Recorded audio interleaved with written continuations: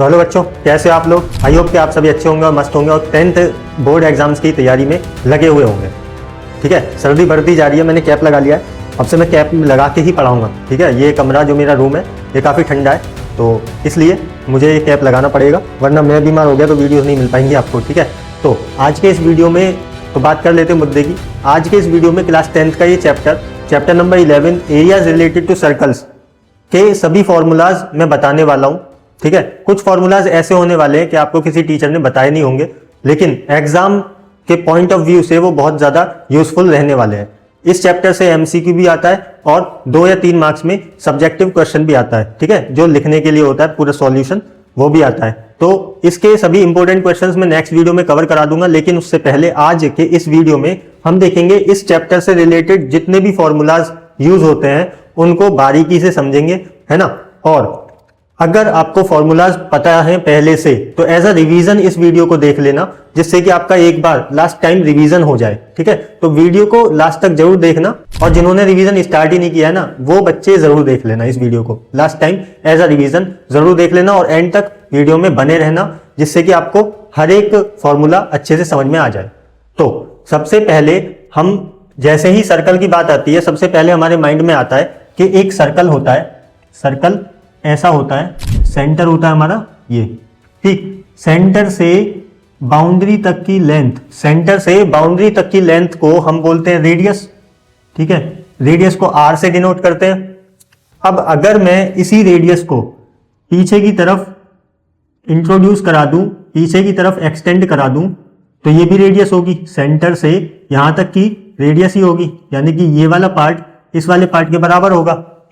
और सेंटर से पास होने वाली लाइन को, ऐसी लाइन जो हमारे सर्कल को 2 इक्वल पार्ट्स में डिवाइड कर दे, तो वो डिवाइड कब करेगी, वो लाइन सेंटर से पास होनी चाहिए। ठीक है, तभी 2 इक्वल पार्ट्स में डिवाइड करेगी, और ऐसी लाइन को हम बोलते हैं डायमीटर। ठीक है, डायमीटर, और डायमीटर को डिनोट करते हैं हम डी से। ठीक, तो छोटी छोटी बातें, छोटे छोटे पॉइंट्स आपको पहले से पता होंगे, बट थोड़ा रिवीजन के तौर पर मैं बता रहा हूं। ठीक है, जिनको नहीं पता वो देख लो। तो डायमीटर जो हमारी डी होती है, डायमीटर बराबर होती है 2 मल्टीप्लाई बाय रेडियस के, मतलब दुगनी होती है रेडियस के, 2 टाइम्स होती है रेडियस का। ठीक, अब डायमीटर तो 2 टाइम्स होती है रेडियस का, तो इसका मतलब रेडियस जो होगी हमारी वो डायमीटर का आधा होगी, यानी हाफ होगी। जब कभी डायमीटर गिवन हो और आपको रेडियस निकालनी हो तो डायमीटर का आधा कर देना, 2 से डिवाइड कर देना। ठीक है, तो रेडियस आ जाएगी निकल के। ठीक, अब ये तो हो गया हमारा डायमीटर और रेडियस। ठीक, कैसे निकालते हैं। एक चीज होती है कि सर्कल की जो बाउंड्री है ना, इसकी पूरी लेंथ, सर्कल की जो बाउंड्री है इसकी पूरी लेंथ पूछता है एग्जामिनर, तो उसको बोलते हैं हम, सर्कल की बाउंड्री को हम बोलते हैं सर्कमफेरेंस। सर्कमफेरेंस का मतलब याद रखना कि total length of the boundary, total length of the boundary, ये बात याद रखना। जब भी वो सर्कमफेरेंस की बात करेंगे तो total length of the boundary आपको निकालनी होगी। अब total length of the boundary का मतलब कि किसी एक पॉइंट से अगर आप स्टार्ट करो चलना, जैसे कि इस पॉइंट से मैंने इधर एंटी क्लॉकवाइज चलना चालू करा और इसी पॉइंट पर आकर रुक गया, यानी कि मैंने इसका एक चक्कर काट लिया, यानी कि मैं इसकी बाउंड्री पर पूरा गोल घूम के एक मैंने राउंड लगा लिया, तो उसी को हम total length of the boundary बोलेंगे, मतलब कि सर्कमफेरेंस बोलेंगे। ठीक है, सर्कमफेरेंस को हम डिनोट करते हैं इस कैपिटल सी से। ठीक है, कैपिटल सी से। ठीक, अब इसका फॉर्मूला क्या होता है, सर्कमफेरेंस का फॉर्मूला हमारा होता है 2 पाई आर। 2 पाई आर हमारा ये एक सर्कल की सर्कमफेरेंस का फॉर्मूला होता है। ये कब होगा, जब ये सर्कल होगा पूरा। ठीक, ये फॉर्मूला तब लगेगा जब ये पूरा एक सर्कल होगा। अब तब हम सर्कमफेरेंस क्या लगाएंगे, उसका सर्कमफेरेंस का फॉर्मूला क्या होगा, अगर उस सर्कल को हमने 2 इक्वल पार्ट्स में डिवाइड कर दिया, मतलब सेमी सर्कल। ठीक है, अब हमारे पास सेमी सर्कल है तो इसका सर्कमफेरेंस क्या होगा भाई, बाउंड्री की टोटल लेंथ मैंने बताई, total length of the boundary यहां से लेकर यहां तक। ठीक, यहां से लेकर यहां तक, ये जो कर्व्ड वाला पार्ट है इसी को हम सर्कमफेरेंस बोलते हैं। अब जब हमारा पूरा सर्कल था तो हमारी सर्कमफेरेंस का फॉर्मूला था 2 पाई आर। अब क्योंकि ये आधा हो चुका है, हाफ हो चुका है, तो हम सर्कमफेरेंस ऑफ सेमी सर्कल अगर निकालें, सर्कमफेरेंस ऑफ सेमी सर्कल, तो जो राउंड वाला पार्ट है ना, बस उसी को हम हाफ कर देंगे। जो राउंड वाला पार्ट है उसकी टोटल लेंथ क्या होगी, पूरे सर्कल की जो सरकमफेरेंस थी उसी सरकमफेरेंस को हम हाफ कर देंगे, क्योंकि हमारे पास हाफ सर्कल है, सेमी सर्कल। ठीक है, 2 से हम 2 को काट देंगे तो यहां से निकल के आएगा पाई आर। तो पाई आर यहां पे सरकमफेरेंस ऑफ सेमी सर्कल का फॉर्मूला होगा। ठीक है, नोट डाउन करते चलना, ये बहुत ज्यादा इंपॉर्टेंट है। ठीक, सेमी सर्कल का सरकमफेरेंस।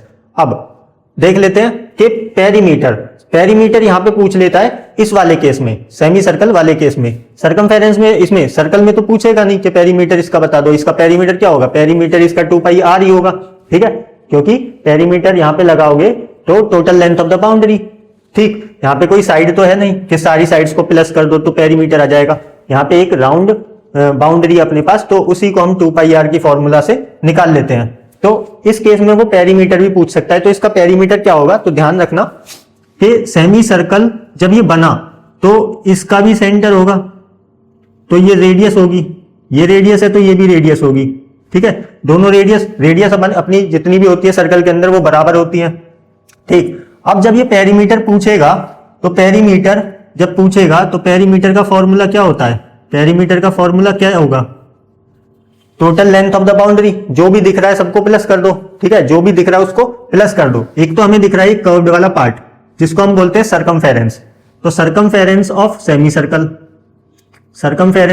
सर्कल, एक तो ये करेंगे प्लस, इसमें प्लस कर देंगे एक आर ये वाली और एक आर ये वाली, यानी कि 2r, तो प्लस कर देंगे इसी में 2r रेडियस।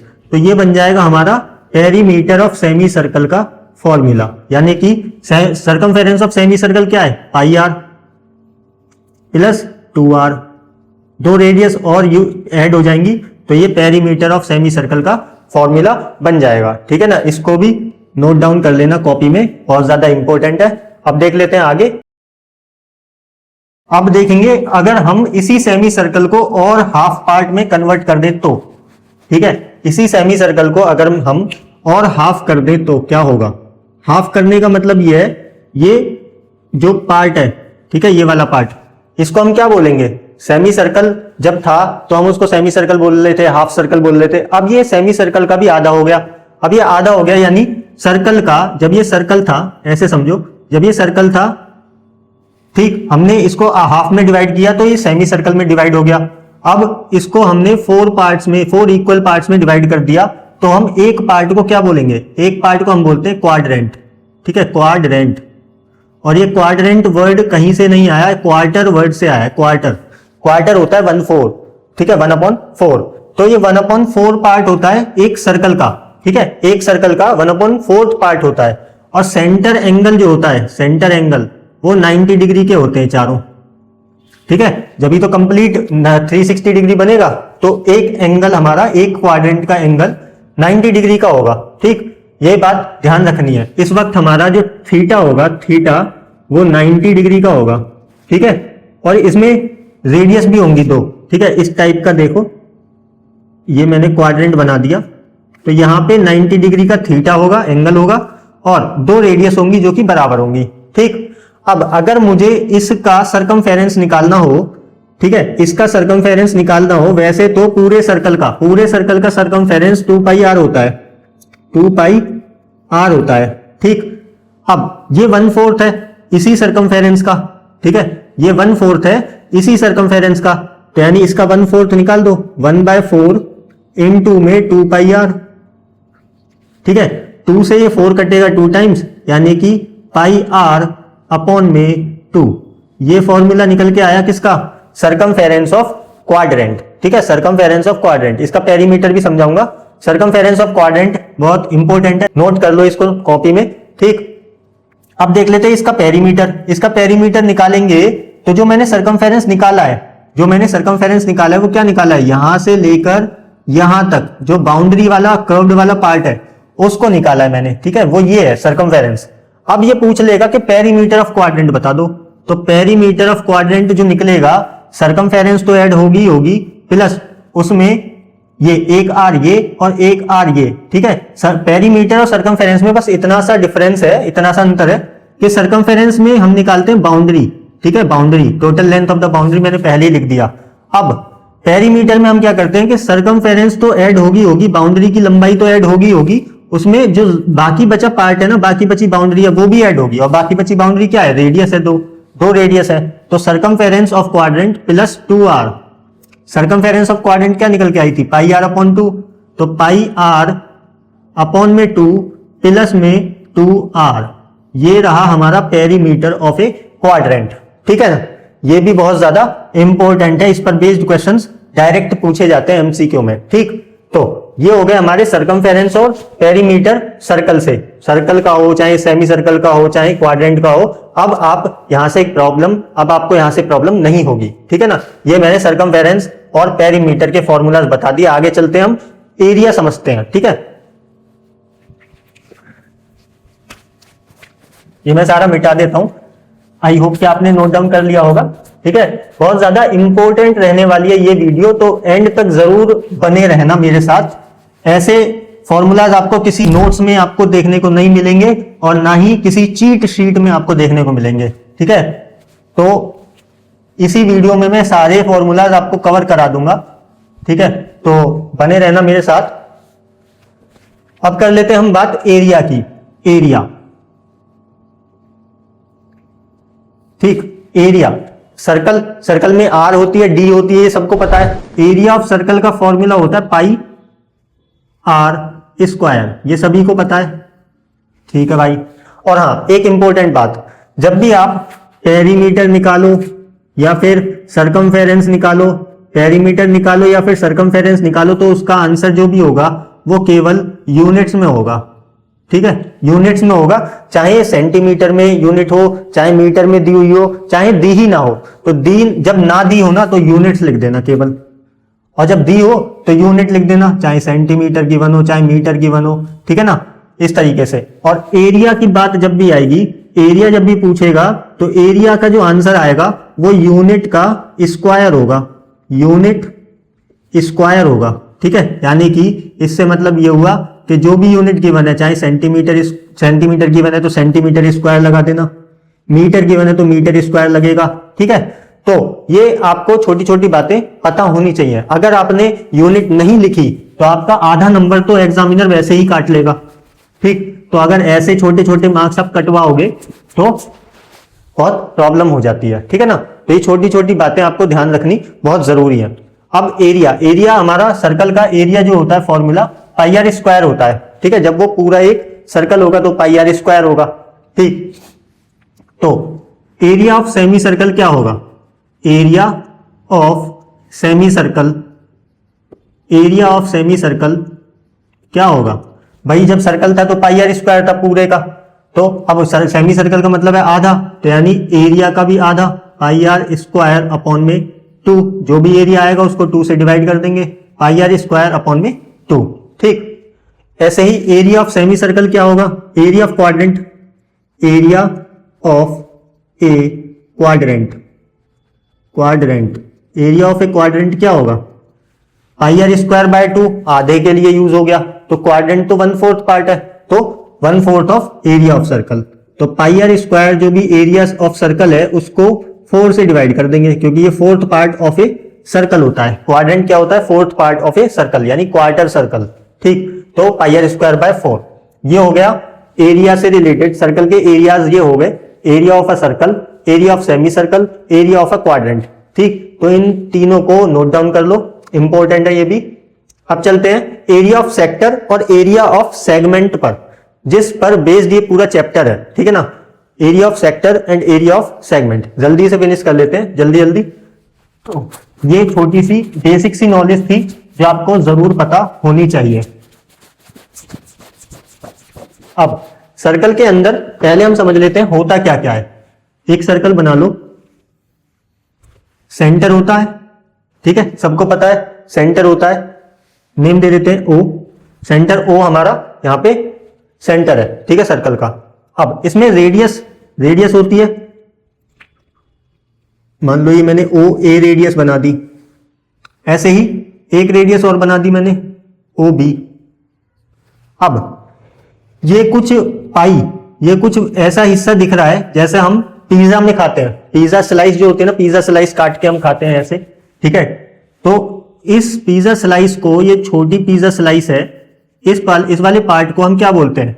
इस वाले पार्ट को हम बोलते हैं सेक्टर। सेक्टर, ठीक है, इस पिज्जा स्लाइस को हम सेक्टर बोलते हैं और इसका नाम होगा ओ A B. O A B, ओ लिख सकते हैं, ओ ए बी ओ, ये सेक्टर है। तो बाकी बचा पार्ट क्या होगा? ये जो व्हाइट वाला जो बाकी बच गया, इस वाले पार्ट को क्या बोलेंगे भाई? इसको भी सेक्टर बोलेंगे, इसको भी सेक्टर बोलेंगे। इसका नाम भी ओ ए बी ओ ही होगा, ठीक है, ओ ए बी ओ, ठीक है, sector O A B O, ये वाला सेक्टर भी ओ ए बी ओ, ठीक, इस तरीके से होगा। बट ये जो इसका एंगल है, ये एंगल हमारा 180 से छोटा है। अब 180 से छोटा है तो छोटे का नाम छोटा ही होगा, माइनर, तो ये माइनर सेक्टर होगा।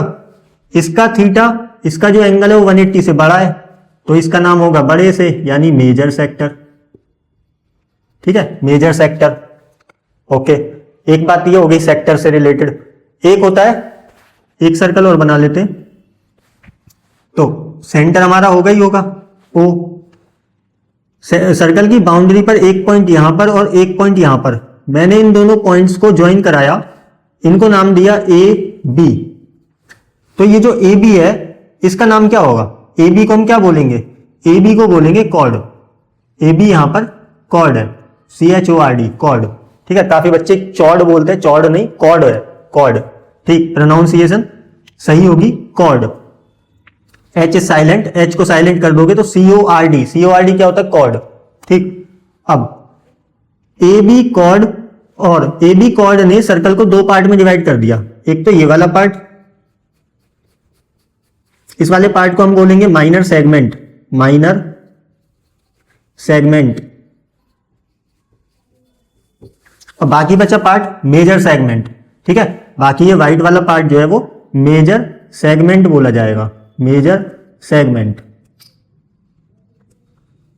बट क्या चाहिए कि O से लेकर A को और O से लेकर B को हमें ज्वाइन कराना होगा, ठीक। ये जो पार्ट कॉर्ड और आर्क के बीच वाला पार्ट है, इसको हम माइनर सेगमेंट बोलेंगे, छोटे वाले पार्ट को, और जो व्हाइट वाला पार्ट बच गया उसको मेजर सेगमेंट बोलेंगे, ठीक।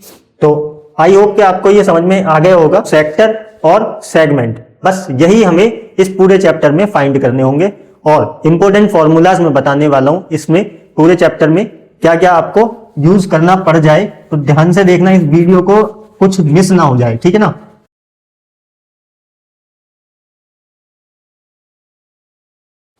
ओके, पहले बात कर लेते हैं माइनर सेक्टर फॉर्मूला की। Area of minor sector, area of sector, area of sector, generally area of sector ही बोलेगा।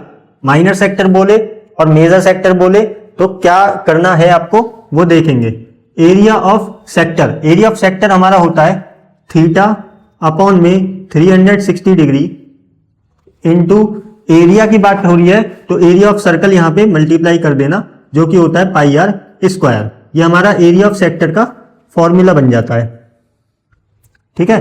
कब? ये थीटा क्या है? थीटा हमारा ये रहा।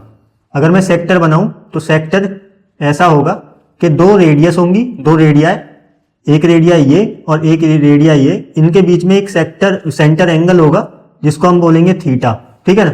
दो रेडियाई और आर्क के बीच का एंगल, बीच का पार्ट जो होगा वो सेक्टर होगा, ठीक है ना। ये पाई वाला शेप जो है, जो हम पिज्जा की स्लाइस की तरह देखते हैं, ये हमारा सेक्टर होगा। तो इसका एरिया क्या होगा? थीटा बाय 360 इंटू में पाई आर स्क्वायर, ठीक है ना। सेंटर एंगल थीटा और थीटा बाय 360 इंटू में पाई आर स्क्वायर, ये हमारा एरिया ऑफ अ सेक्टर होगा, ठीक। अब ये पहला फॉर्मूला एरिया ऑफ सेक्टर का। दूसरा एरिया ऑफ मेजर सेक्टर, अभी तो हमने माइनर सेक्टर निकाला, इसको एज अ माइनर सेक्टर लिख लो, area of minor sector. Area of major sector, ये बाकी का पार्ट जो बच गया अनशेडेड पार्ट, उसका एरिया कैसे निकालोगे? तो एरिया ऑफ मेजर सेक्टर अगर आपसे पूछ ले, एरिया ऑफ मेजर सेक्टर अगर बाई चांस आपसे पूछ ले तो क्या करोगे? पूरे सर्कल का एरिया निकालना और एरिया ऑफ माइनर सेक्टर निकालकर माइनस कर देना पूरे सर्कल के एरिया में से। तो area of circle area of circle में से माइनस करना है हमें एरिया ऑफ माइनर सेक्टर। भाई माइनर सेक्टर का एरिया निकालना ही पड़ेगा, area of minor sector. Major sector का एरिया निकालना है तो माइनर सेक्टर का एरिया निकालना ही पड़ेगा, ठीक है। और एरिया ऑफ सर्कल क्या होता है? एरिया ऑफ सर्कल हमें पता है पाई आर स्क्वायर होता है, पाई आर स्क्वायर। इसमें से हमें माइनस करना है area of minor sector. Area of minor sector क्या है? थीटा अपॉन में 360, थीटा अपॉन में 360 मल्टीप्लाई पाई आर स्क्वायर, ठीक। ये रहा, यानी कि कहने का मतलब ये है कि अगर मैं पाई आर स्क्वायर कॉमन ले लूं, ठीक है, अगर मैं पाई आर स्क्वायर, देखो पाई आर स्क्वायर यहां भी है और यहां भी है, तो अगर मैं पाई आर स्क्वायर कॉमन ले लेता हूं, होगा क्या कि पाई आर स्क्वायर मैंने बाहर कॉमन ले लिया, ब्रैकेट यहां पे तो कुछ नहीं बचा, यानी कि 1 बचेगा, 1 माइनस में थीटा अपॉन 360 डिग्री, ये होगा, ठीक। तो pi are square 1 minus theta upon में 360, आप चाहे ये यूज करो चाहे ये यूज करो, आंसर आपका सेम आएगा, ठीक है। एरिया ऑफ मेजर सेक्टर बता दिया मैंने, एरिया ऑफ माइनर सेक्टर बता दिया, ठीक। अब बात कर लेते हैं कि लेंथ ऑफ आर्क कैसे निकालोगे। आर्क मतलब ये वाला पार्ट जो है यहां से लेकर ये सर्कल की बाउंड्री का छोटा सा पार्ट, हम इसको आर्क बोलते हैं। तो लेंथ ऑफ आर्क आपसे पूछ सकता है, तो लेंथ ऑफ आर्क का फॉर्मूला क्या होगा, इसका स्क्रीनशॉट ले लो, ठीक, मिटा देता हूं। लेंथ ऑफ आर्क का फॉर्मूला सबसे ज्यादा पूछता है, लेंथ ऑफ आर्क बता दो, ठीक। तो लेंथ ऑफ आर्क जब थीटा गिवन हो, लेंथ ऑफ आर्क कैसे निकालेंगे, थीटा गिवन हो और आर गिवन हो, ठीक है। हाँ, एक इंपॉर्टेंट बात और, एरिया ऑफ सेक्टर तब कैसे निकालेंगे जब हमें थीटा गिवन ना हो, ठीक। एरिया ऑफ सेक्टर जब कैसे निकालेंगे, जब हमें एरिया थीटा गिवन ना हो। एरिया ऑफ सेक्टर का फॉर्मूला तब क्या होगा जब हमें थीटा नहीं दिया हो, थीटा ना दिया हो, यानी रेडियस दी होगी और लेंथ ऑफ आर्क दी होगी, ठीक है। लेंथ ऑफ आर्क दी होगी और रेडियस गिवन होगी, तो तब हम लगाएंगे 1/2 multiply length of arc multiply radius. ये डायरेक्ट फॉर्मूला आप लगा सकते हो जब थीटा गिवन ना हो, लेंथ ऑफ आर्क गिवन होगी और रेडियस गिवन होगी, तो 1/2 L इंटू आर कर देना, एरिया ऑफ सेक्टर आपका निकल के आ जाएगा, ठीक। तो ये इंपॉर्टेंट था, मैंने बता दिया। आगे कि आपसे पूछेगा length of arc, length of arc,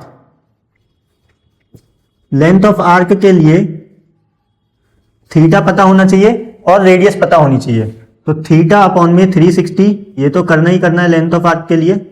अब लेंथ ऑफ आर्क, क्योंकि लेंथ ऑफ आर्क जो है वह हमारा सर्कल की सरकमफेरेंस का एक छोटा सा पार्ट है, तो सर्कल की सरकमफेरेंस का फॉर्मूला अभी पीछे बताया था वीडियो में मैंने, 2πr होता है। तो जब एरिया निकालने की बारी आए तो पाई आर स्क्वायर से मल्टीप्लाई कर देना थीटा बाय 360 की। लेंथ ऑफ आर्क निकालने की बारी आए, मतलब सर्कल की बाउंड्री का छोटे से पार्ट की लेंथ निकालने की बारी आए, तो 2πr की मल्टीप्लाई कर देना थीटा अपॉन 360 की, ठीक है ना। ये बातें याद रखना। ये तो हो गया लेंथ ऑफ आर्क निकालने का फॉर्मूला, ठीक। अब एक छोटा सा फॉर्मूला और बता देता हूं, ये सारे फॉर्मूलाज कवर हो लिए। वैसे एक चीज और बता देता हूं, जिसमें आपसे डायरेक्ट कॉर्ड की लेंथ पूछ लेता है, तो उसमें 2 केसेस बनेंगे आपके, और दोनों केसेस में फॉर्मूला क्या होगा वो मैं बता देता हूं, वो आपको कहीं पे लिखा हुआ नहीं मिलेगा, ठीक है। Chord of length, length of chord, जैसे कि एक सर्कल आपको दे देगा, सेंटर होगा सर्कल का, सेंटर से ये रेडियस और ये रेडियस, ठीक। अब ये हो गई ए बी कॉर्ड मान लेते हैं, ए बी एक कॉर्ड है, ओ सेंटर है, ठीक। यहां पे आपको क्या गिवन होगा कि रेडियस गिवन होगी और परपेंडिकुलर डिस्टेंस गिवन होगा। परपेंडिकुलर डिस्टेंस मतलब यहां पे 90 के एंगल्स होंगे, मैंने मान लिया इस परपेंडिकुलर डिस्टेंस को OM, ठीक। अब लेट सपोज कि रेडियस हम ले लेते हैं, रेडियस मान लो 10 सेंटीमीटर में ले लेता हूं, रेडियस मान लो मैंने 10 सेंटीमीटर ले ली, और ये परपेंडिकुलर डिस्टेंस मैं बोल देता हूं 6 सेंटीमीटर। तो आपसे पूछेगा कि AB कॉर्ड की लेंथ बता दो। तो ध्यान से देखो कि एक ट्राइंगल, यहां पे 2 ट्राइंगल्स दिखाई दे रहे हैं, OMA और OMB। क्या ये राइट एंगल ट्राइंगल नहीं है? ठीक है, राइट एंगल ट्राइंगल है, ठीक है। किसी भी एक ट्राइंगल को पकड़ो, OMA, तो OMA, in OMA triangle in triangle O M A मैं कह सकता हूं बाय पाइथागोरस थ्योरम के आर का स्क्वायर माइनस परपेंडिकुलर डिस्टेंस का स्क्वायर। ठीक भाई, 90 का एंगल यहां पर है, 90 के सामने होती है हाइपोटेन्यूस साइड होती है सबसे बड़ी साइड। तो पाइथागोरस थ्योरम बोलती है कि हाइपो का स्क्वायर बराबर होगा परपेंडिकुलर का स्क्वायर प्लस बेस का स्क्वायर। तो बेस तो हमारा ये रहा जो हमें ए एम निकालना है। ठीक, ए एम निकालने के बाद क्योंकि ये दोनों पार्ट्स बराबर हैं, ए एम निकालने के बाद मैं 2 से मल्टीप्लाई कर दूंगा। तो मैं ये कह रहा हूं कि डायरेक्ट अगर मुझे बेस निकालना है तो हाइपो के स्क्वायर में से परपेंडिकुलर का स्क्वायर माइनस कर दूंगा तो बेस का स्क्वायर आएगा, यानी base equals to hypotenuse square minus perpendicular square और उसका रूट। क्योंकि मैंने बेस पर से स्क्वायर हटा दिया तो अंडर रूट यहां पे लगा दिया। अब हाइपोटेन्यूस यहां पे क्या काम कर रही है? हाइपोटेन्यूस यहां पे रेडियस का काम कर रही है, तो रेडियस का स्क्वायर माइनस परपेंडिकुलर डिस्टेंस को अगर मैं डी से डिनोट करूं तो डी का स्क्वायर और अंडर रूट। ठीक, और इस जो चीज निकल के आएगी वो ये होगी, यानी बेस ये वाला ए एम, और हमें निकालनी है ए बी। ए बी जो है वो 2 टाइम्स ऑफ ए एम होगी, क्योंकि ये जो हम निकाल लेते वो ए एम थी, तो ए बी निकालनी है हमें निकालनी है ए बी। तो क्या मैं 2 टाइम्स ऑफ ए एम कर सकता हूं? बिल्कुल कर सकता हूं, यानी कि ये जो पार्ट निकल के आएगा, ये जो चीज निकल के आएगी उसकी मल्टीप्लाई मैं 2 से कर दूंगा तो मेरी A B side, A B chord निकल के आ जाएगी। तो ये फॉर्मूला तब यूज करना है, कौन सा formula? 2 multiply by R square minus D square, जहां पे आर है रेडियस और डी है परपेंडिकुलर डिस्टेंस, और उसका स्क्वायर रूट निकाल के 2 की मल्टीप्लाई कर देना तो कॉर्ड ए बी आ जाएगी, length of chord A B आ जाएगी। ठीक है ना? तो ध्यान से देखना, अभी इसी पर बेस्ड एक क्वेश्चन और पूछेगा। कैसे पूछेगा? ये तो हो गया कॉर्ड की लेंथ, तब जब रेडियस और परपेंडिकुलर डिस्टेंस आपको गिवन होगा। तब क्या करोगे? जब परपेंडिकुलर डिस्टेंस ना दिया हो, ठीक है ना, तो उस वक्त वो दूसरी चीज देगा जो है थीटा, एंगल देगा। ठीक है ना? जब एंगल गिवन हो और रेडियस गिवन हो तो क्या करोगे? ये एक सर्कल है, सेंटर ओ, ये रेडियस और ये रेडियस। ठीक, मैंने माना A B is a chord में ऐसे बना लेता हूं, A B is a chord. आपको रेडियस दे दी 10 सेंटीमीटर, थीटा दे दिया 120 डिग्री, एंगल दे दिया 120 डिग्री, और आपसे पूछ लिया लेंथ ऑफ कॉर्ड बता दो, ए बी की लेंथ कितनी होगी। ठीक है, तो अब इस केस में आपको एक फॉर्मूला याद रहना चाहिए, वो क्या कि कॉर्ड ए बी जब भी निकालोगे, कॉर्ड ए बी बहुत इंपॉर्टेंट बता रहा हूं, ये एमसीक्यू में पूछा जा सकता है कि लेंथ ऑफ कॉर्ड बता दो, तो डायरेक्ट आप इस फॉर्मूले को यूज कर सकते हो। Length of chord A B क्या होगी कि फॉर्मूला याद रखना 2r sin थीटा बाय 2। ठीक है ना? 2r sin थीटा बाय 2 अगर मैं यहां पे अप्लाई करूं तो 2 की मल्टीप्लाई r में, r हमारी रेडियस 10 सेंटीमीटर है, 10 इंटू में sin थीटा बाय 2 अगर मैं करूं तो sin थीटा है हमारा 120 डिग्री अपॉन में 2। ठीक, इस थीटा का हाफ करोगे तो कितना आएगा? 2 इंटू 10 20 हो जाएगा, इंटू में sin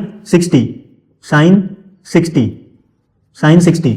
तो आई होप कि आपको sin 60 पता होगा, ट्रिग्नोमेट्री चैप्टर अगर कंप्लीट अच्छे से पढ़ लिया है तो sin 60 की वैल्यू होती है √3/2, √3/2। तो इस 2 से ये 20 कटेगा 10 टाइम्स, तो ए बी की लेंथ आ जाएगी 10√3 सेंटीमीटर। ठीक, ये रहा। तो डायरेक्ट क्वेश्चन पूछ सकता है length of chord A B क्या होगी। ये formula 2r sin theta by 2 कब यूज करना है? जब थीटा एंगल गिवन हो और रेडियस गिवन हो। ठीक, परपेंडिकुलर डिस्टेंस और रेडियस गिवन हो और लेंथ ऑफ कॉर्ड पूछी हो तो आप फॉर्मूला लगा सकते हो 2 मल्टीप्लाई में r स्क्वायर, रेडियस का स्क्वायर माइनस परपेंडिकुलर डिस्टेंस का स्क्वायर। ठीक है ना? ये फॉर्मूला कब लगाओगे? जब परपेंडिकुलर डिस्टेंस और रेडियस गिवन हो। ये फॉर्मूला कब लगाओगे? जब एंगल, सेंटर एंगल गिवन हो और रेडियस गिवन हो, तब ये फॉर्मूला लगा लेना। एमसीक्यू में अच्छे से, बहुत आसान से तरीके से आप निकाल सकते हो लेंथ ऑफ कॉर्ड। तो आई होप कि आपको सभी चीज मैंने कंप्लीटली बता दी है। ठीक है ना? सरकमफेरेंस हो, पेरीमीटर हो, चाहे वो एरिया हो फिर सेक्टर हो, एरिया ऑफ सेगमेंट रह गया, एरिया ऑफ सेगमेंट और बता देता हूं। सेगमेंट होता क्या है वो मैंने बता दिया, एक बार फिर से ये डायग्राम बना देता हूं।